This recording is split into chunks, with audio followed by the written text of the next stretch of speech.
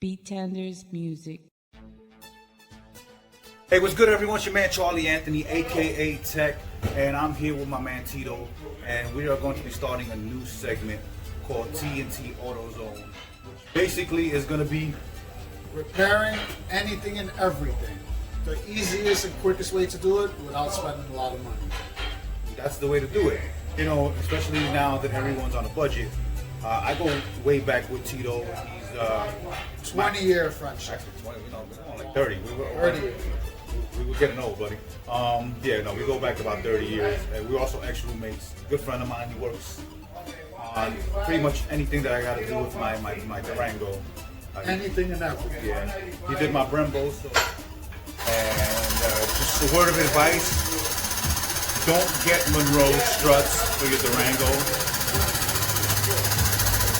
It can't hold the weight of the motor. So it automatically bottoms out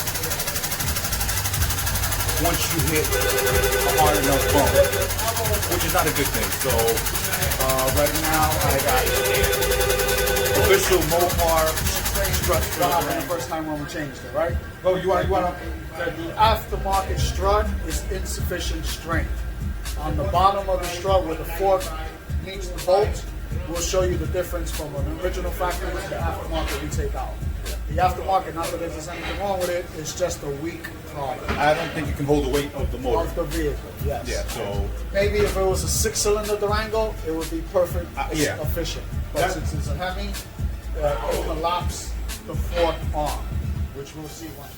So, real quick, before you dismantle the strut, what tools do you need to get this strut off on the side?